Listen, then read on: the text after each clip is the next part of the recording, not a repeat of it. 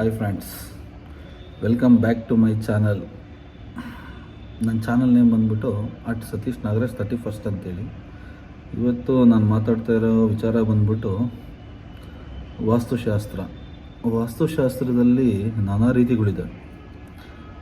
ನಾನಾ ರೀತಿ ಮೀನ್ಸ್ ನಾವು ಈಗ ಪ್ರೆಸೆಂಟ್ ಇರೋದು, ನಾನು ಮಾತಾಡ್ತಾ ಇರೋದು ಬಂದ್ಬಿಟ್ಟು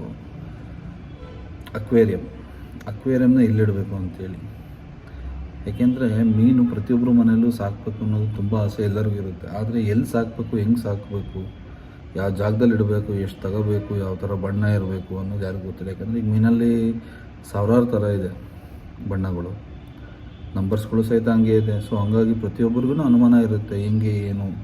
ಅದರಲ್ಲೂ ಸ್ವಲ್ಪ ಮೀನುಗಳು ಭಾಳ ಸಾಯೋದ್ರಿಂದ ಕೂಡ ಯೋಚನೆ ಮಾಡ್ತಾರೆ ಜನಗಳು, ಹೆಂಗೆ ಪದೇ ಪದೇ ಸಾಯ್ತವಲ್ಲ, ಸಾಕಬೇಕೋ ಬೇಡೋ ಹೆಂಗೆ ಅನ್ನೋದು.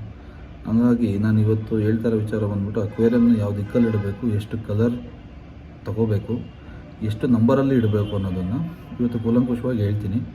ದಯವಿಟ್ಟು ಎಲ್ಲ ಕೇಳಿ. ಅದೇ ರೀತಿ ಸಾಕ್ಬೇಕನ್ನೋ ಆಸೆ ಇದ್ದರೆ ನೀವು ಅಷ್ಟೇ ನಂಬರು, ಅದೇ ಕಲರು, ಅದೇ ದಿಕ್ಕಲ್ಲಿ ಇಡಿ. ಓಕೆನಾ? ದಿಕ್ಕು ಬಂದ್ಬಿಟ್ಟು ಉತ್ತರ ದಿಕ್ಕು ಅಂದರೆ ನಾರ್ತ್. ಆ ದಿಕ್ಕಲ್ಲಿ ಕುಬೇರ ಮೂಲೆ, ಅದು ಸಿರಿ ಸಂಪತ್ತು, ಐಶ್ವರ್ಯ, ಸಕಲ ಸಂಪತ್ತು ಕೂಡ ಕೊಡುವಂಥ ಜಾಗ ಅದು ಉತ್ತರ ದಿಕ್ಕು. ಸೊ ನಾವು ಮೀನು ಕೂಡ ಅದೊಂದು ವಾಸ್ತು ಆಗಿರೋದ್ರಿಂದ ಅಲ್ಲೇ ಇಡಬೇಕು. ಆ ಉತ್ತರ ದಿಕ್ಕಲ್ಲಿ ಮೀನು ಇಡೋದ್ರಿಂದ ಏನೇ ವಾಸ್ತು ಪ್ರಾಬ್ಲಮ್ ಇದ್ರೂ ಎಲ್ಲ ಸಾಲ್ವ್ ಆಗುತ್ತೆ. ಪ್ಲಸ್ ಎಷ್ಟು ನಂಬರ್ ಅಂತ ಬಂತು ಅಂದರೆ, ನಮ್ಮ ನವಗ್ರಹಗಳು, ಅಂದರೆ 9 ಗ್ರಹಗಳಿರೋದ್ರಿಂದ ನಾವು 9 ಮೀನನ್ನ ಬಳಸಬೇಕು, ಮನೆ ಲೆವೆಲ್ ಸಾಕಬೇಕು. 9 ಅಂದರೆ ಅದರಲ್ಲಿ 8 ಬಂದ್ಬಿಟ್ಟು ಗೋಲ್ಡ್ ಕಲರ್ ಫಿಶ್ ಆಗಿರಬೇಕು, 1 ಬಂದ್ಬಿಟ್ಟು ಬ್ಲ್ಯಾಕ್ ಕಲರ್ ಫಿಶ್ ಆಗಿರಬೇಕು. ಏಕೆಂದರೆ 8 ಗೋಲ್ಡ್ ಕಲರ್ ಫಿಶ್ ಬಂದ್ಬಿಟ್ಟು ಸಿರಿ ಸಂಪತ್ತು, 1 ಬಂದ್ಬಿಟ್ಟು ಅದನ್ನು ರಕ್ಷಣೆ ಮಾಡೋ black colour fish. So total 9, 8 gold colour, 1 black colour. ಉತ್ತರ ದಿಕ್ಕಲ್ಲಿ ಅಕ್ವೇರಿಯಂ ಇಡಬೇಕು. ಈ ರೀತಿ ಇಟ್ಟು ನೋಡಿ, ನಿಮಗೆ ಅದರದ್ದು ಅನುಕೂಲಗಳು ಗೊತ್ತಾಗುತ್ತೆ.